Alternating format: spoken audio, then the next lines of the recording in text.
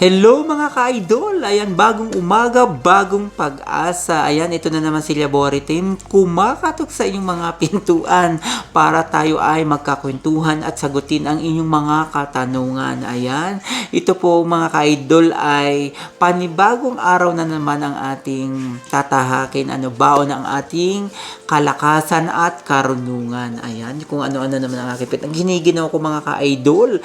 Ayan ho mga ka-idol ay maraming nagtatanong sa inyong mga ka-idol dyan kung paano nakarating si Labori Team dito sa Canada. Syempre, sumakay ako ng eroplano mga ka-idol. Ay galing po ako sa Saudi noon mga ka-idol. Ayan, dumiretso ho dito. Yun ho ay tinatawag na dire-diretso naman tayo, walang ka-idol. Kamusta ho kayo? Ayan, kamusta ho ang aking mga ka-idol? Sana nasa mabuti kayong kalagayan. Ayan, masyado tayong seryoso. Kahapon, ay kanina napanood nyo ang expectations. Ito po ay hindi to part 2. Ayan, dahil hindi pwedeng mag part 2 kung wala namang aral na ibigay. Ito ho ay mga kasagutan nyo mga ka-idol. Sasagutin natin ang inyong mga katanungan sa akin sa mga Facebook, sa mga nagtatanong mga ka-idol natin. Paano ka nga ba nakarating ng sa Canada ka-idol? Yes, unang-una syempre, sumakay ako ng eroplano kaya ako nakarating dito. Yan, joke lang mga ka-idol. Intro muna natin to. Intro lang. Ayan.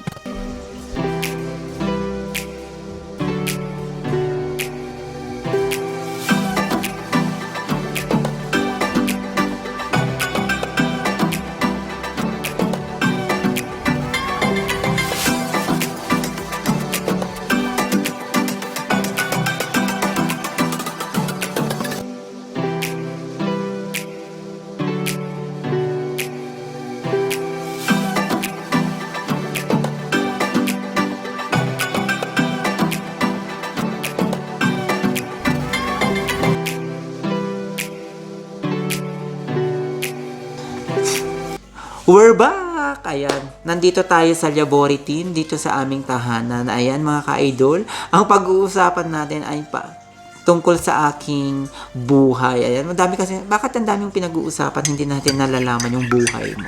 Diyos ko, open naman ang buhay ko, mga ka-idol. I-search nyo lang sa Facebook, makikita nyo na doon. Yes! Paano ako nakarating dito sa Canada? Yun, diretso na tayo mga ka-idol. Kasi wag na nating patagalin pa, ayan. Yun naman lang ang mga tanong sa akin, pero hindi ko nasasagot yung iba sa inyo. Yung iba kasi, sinasagot ko, yung iba hindi. Yung iba kasi, chismosa lang. Yes, totoo po yan. Yung iba, osyo-osyoso lang.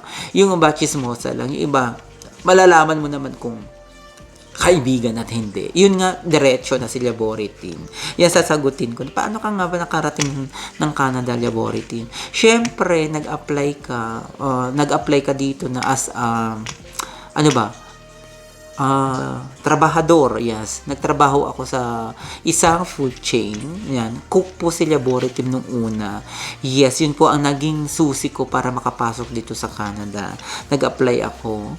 Then, from Saudi, nagtrabaho ako doon ng 7 years.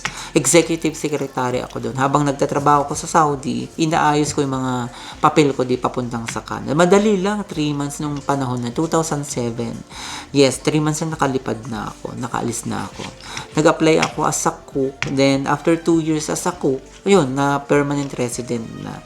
Yun lang ho ang ating pag-uusapan. 1 minute, tapos na. Magpapaalam na si Labori Team. Ganyan lang mga kasimple. Nung panahon kasi na yun, hindi ko naman pinangarap na mag-Canada mga ka-idol.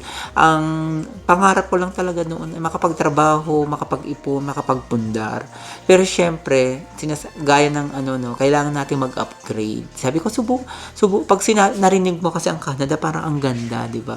Ang gandang oportunidad, ang maibibigay. Yun naman talaga, maganda ang naibigay sa ating oportunidad. Kung hindi mo talaga naumpisahan ng isang bagay, hindi mangyayari sa'yo. Kaya sabi ko noon, kahit maganda yung work sa Saudi, sinakripisyo. Kasi naniniwala ako sa sarili ko na maganda ang maibibigay na oportunidad sa atin ang Canada. At dito ko rin nakilala ang aking asawa mga ka-idol sa Canada. Halos pareho lang kami ng taon na dumapo dito sa Canada. Dito, yes. Nagkakilala. Dito na kami sa Canada, nakabuo ng pamilya. Ayan, maraming salamat. Dahil may nagkaroon tayo ng 3 anak. Ayan, mga supling, mga gwapo at maganda, mga supling. Ayan. Yan ho ang ating ipinagdasal mga ka-idol. Magkaroon ng masaya at healthy pamilya. Ayan. Mga anak ko ang nagbibigay sa atin ng lakas. 'Di ba? Kahapon nga nagpicture kami, ang sasaya nangati yung likod ko. Wala na, yun lang naman ang mga tanong, dapat nga mahaba. Sabi niya, sagutin mo naman sa vlog mo yung paano nakarating. Yun lang naman, ang simpleng kwento lang naman mga ka-idol. Yung pagpunta ko dito, paano ka nakarating sa Canada. Yun lang, apply. Ang interview noon sa cam lang din sa employer mo. Tapos yun, pag nagustuhan ka, bibigyan ka na ng visa, ayusin mo na lahat. Kung tatanong yung proseso, abutin tayo ng 1 buwan. Yes, 1 buwan dito sa pagpapaliwanag sa inyo. Kaya kung gusto nyo malaman, message me. Bakit kailangan malaman, di ba? Bakit kailangan malaman, maano na yun? Parang, ang hirap ipaliwanag. I can share what I can share. Yes. Yun na lang siguro. Ang hirap kasi magkwento dito sa vlog na isa-isahin mo mula umpisa hanggang dulo. Parang nakaka-stress yun. Na-stress ka na nga noon kasi pag-aayos pala ng mga documents sa stress na. Tapos ipapaulit nyo pa sa akin anong mga ginawa ko. Kayo talaga. Oo. Yun na lang mga ka-idol. Diba? Pag-usapan natin dito siguro. Pagtupad ng isang pangarap. Ayan. Siguro, syempre, ang pagtupad ng isang pangarap, mga ka-idol, kakakibat niyan yung mga sakripisyo, mga struggles, di ba? Yung pagtitiis, pagtsatsaga. Pero after niyan, maganda ang kahihinatnan niyan. Sa pagtupad ng isang pangarap, mga ka-idol, ay huwag kang sumuko. Huwag kang mabahala. Magtiwala sa iyong sarili. Magdasal. Ipagdasal sa Diyos na ibigay sa iyo ang iyong kahilingan, ang iyong mga pangarap, pinapangarap. Ayan. Yan ho ang aking mga aral na pwedeng ibigay sa araw na ito. Ayan. Babawi tayo ngayon sa vlog natin, sa palabas natin ngayon. Punuin natin ng aral. Kasi kanina, ipinag-usapan ng expectations. Hindi ko alam kung may aral. Ayan na nga, pagtupad ng isang pangarap. Ayan, ito na lang ang ating pag-usapan. Impronto. Yan, marami sa ating mga ka-idol ang patuloy na tinutupad ang mga pangarap. Siyempre, bit-bit ang kanilang kakayahan, bit-bit ang kanilang talino, karunungan, karanasan. Ayan. Ang karanasan minsan ang talagang nagiging susi sa pagtupad ng pangarap. Alam mo yun, yung karanasan kasi punong-puno na yun ng pagsubok. Punong-puno na yun ng yung aral ng tibay ng loob. Kaya madali na lang maabot ang pangarap kapag punong-puno ka ng karanasan. Ayan, 'di ba? Kailangan natin ng karanasan, mga ka-idol, na magsisilbing inspirasyon. Yes, ang sinasabi ko, mga ka-idol, nadapa ka man noon sa iyong pagbangon, alam mo na yung next na step na iyong gagawin, yung diskarte mong gagawin. Yes, walang perfecto minsan din natin naabot ang pangarap sa isang click lang. Minsan maraming proseso, maraming patterns, gaya nga ni Opa Ma'am. Patterns, maraming proseso. Sa prosesong yun, dun din tayo natututo, mga ka-idol. Yan, tandaan natin yan. Diba? Ano pa ba ang mga... Heart, may tanong ka? Nandito na naman si Heart, nangungulit. Ayoko nang humingi ng tissue. Naiinis na ho siya sa akin. Dapat na pag tinawag ko siyang Heart, special treatment. Miss Heart Watanabe, dito ka. Sa mga hindi ho nakadikit sa kanidikitan niyo ho, tulungan natin mag 10K si Heart Watanabe. Yes. Diba? Lumalaki na ang tahanan ni Heart. Marami nagmamahal sa kanya. Tanungin natin si Heart. Yung pagtupad ng pangarap mo, sa pagtupad ng iyong pangarap, ano yung mga naging sikreto mo? Ha? Oo lang daw. Diyos ko, ano ba naman itong si Heart? Puro oo, yun lang. Maraming salamat. Huwag na nga nating isali. Umupo ka, makinig ka na nga lang dyan. Maraming tanong sa akin, nandiyan ba talaga si Heart? Ba't hindi ka nakamask? Wala ho talaga si Heart dito. Virtual. Kausap ko ho dito sa kabilang camera. Ayan. Sa mga nagtatanong. Ang dami nagtatanong sa akin. Sino si Heart? Si Heart ko ay bunga ng sakripisyo. Ayan, sakripisyo talaga. Ayun ang mga ka-idol, sa pagtupad ng pangarap, balik tayo sa ating topic. Sa pagtupad ng ating pangarap, kailangan nating buong-buo ang ating kalooban. Buong-buo ang ating sarili. Mahirap tuparin ang isang pangarap kung hindi naman natin kagustuhan. Dapat, pagtupad mo ng isang pangarap, go, yung gano'n. Alam ba, nagpatayo ka ng bahay, syempre, dapat kumpleto ang materyales, mga ka-idol, hindi kulang-kulang. Yes, ang sinasabi ko, mga ka-idol, hindi nabubuo ang isang tahanan, ang bahay, na kulang-kulang. Yes, di ba? Yun ang magandang halimbawa. Dapat sa sarili mo, kapag tumupad ka ng isang pangarap, pagtupad ng isang pangarap, buo ka, kumpleto ka.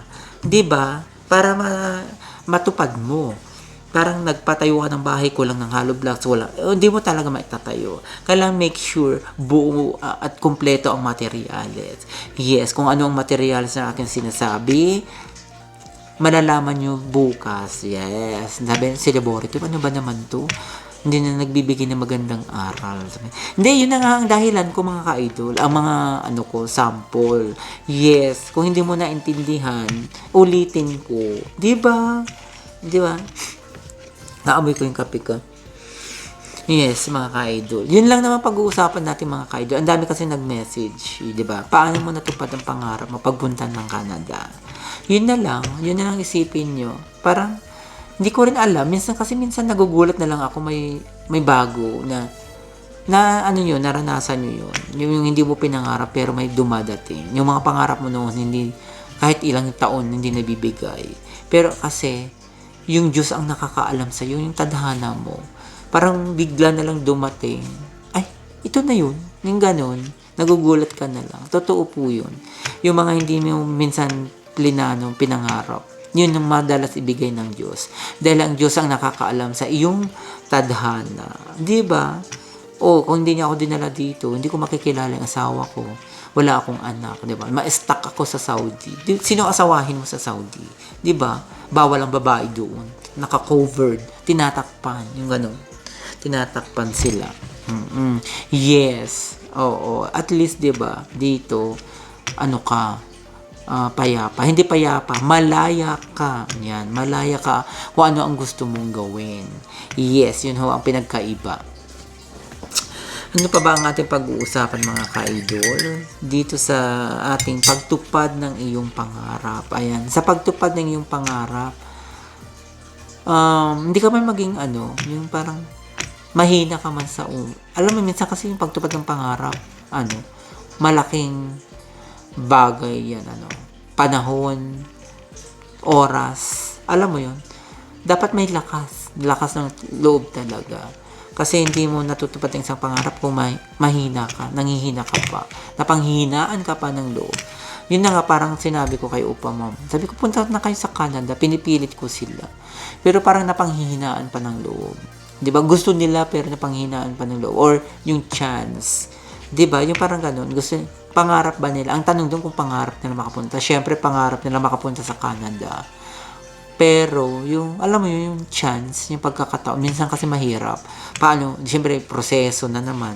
Mag-exam, mag-IELTS ka, tapos magpuproseso ng mga requirements. Parang stress, toxic, ang sabi niya. Pero, siyempre, sabi ko sa kanya, kapag inumpisan mo ang isang bagay, mahirap. Pero kapag nandun ka na sa isang sitwasyon, may mapapaisip, nandito na, namin, medical na. Yung parang ganun din yung nangyari sa akin. Magugulat ka na lang. Ang kumikilos ang Panginoon. Diba? Dinidikta sa'yo kung anong gagawin mo. Binibigay niya lahat ng mga kailangan mo sa harapan mo. Nasa sa iyo na kung paano mo siya i-analyze, mga ka-idol. Minsan kasi, ang Diyos, binibigay puzzle ang isang pangarap. Tapos, bahala ka ng bumuo, diskarte. Nagigets yung mga ka-idol. Ang pangarap kasi, pinapuzzle lang ng Panginoon. Kinakalat lang sa harapan mo. Tapos, binibigay niya yung mga bagay at sitwasyon kung paano mo i-analyze. Diba? Ganun ho. Ganun. Totoo nga, mga ka-idol. Na-realize nyo. Nandyan lagi lahat ang mga chance natin. Minsan, hindi natin nakikita, namimiss natin yun. Minsan, nakitang-kita natin pero hindi natin alam kung paano gawin, 'di ba? Sa tulong ng ating sa mga taong nakapaligid natin minsan, sila din ang alam mo yun, nilalatag sa iyong harapan pero minsan din natin nakikita. Yun ang Diyos kasi ano yan nandyan lang lagi para sa atin. Yes, hindi niya binibigay isang bagay na makakasama sa atin. Ibinibigay niya yun dahil alam niya na para sa atin. Alam niya na doon tayo magiging matagumpay. Yes, yun na lang ang isipin yung mga ka-idol. Ang importante mga ka-idol talaga sa huli, nare-realize natin, ay, ito na yun, yung ganun. 'Di ba? Na ano nyo? Wala. Okay, di wala. Yun ang mga ka-idol sa mga hindi pa ho nakaka-subscribe sa aming tahan. Maaari nyo nang pindutin ang subscribe button. Ayan. Hanggang putulin na natin dito. Anong oras? Napapasok na si Labore Team. Inuubos ko lang. Nakadalawang set tayo ng vlog ngayon na palabas.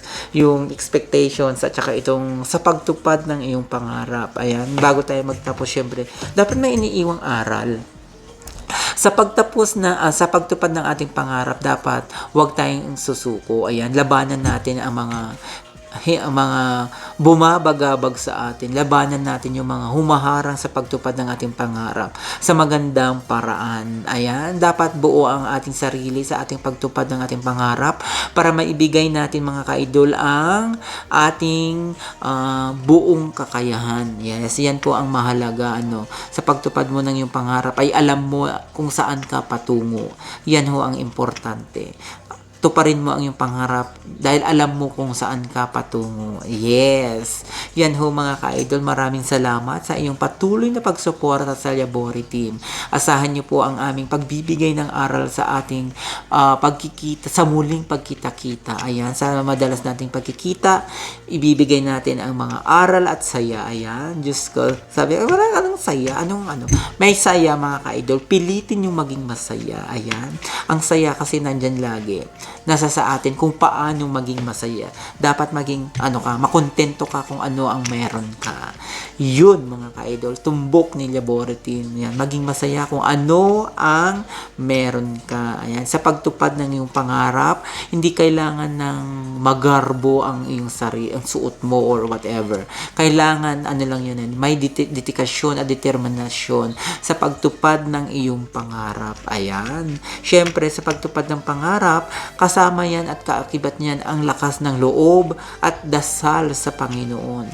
Hilingin sa Panginoon ang kanyang gabay para tuloy-tuloy ang pagtupad ng iyong pangarap. Ayan. Hindi mo kailangan ng matinding pagsasaliksik sa pagtupad ng pangarap mo. Kailangan mo lang naman dyan determinasyon, dedikasyon at kagustuhan mangyari. Ayan. At alam mo dapat at nararamdaman mo sa iyong puso yung mga pangarap at yun sa pagtupad mo ng pagtupad mo ng yung mga pangarap dapat nandito. Ayan, isa puso kumbaga.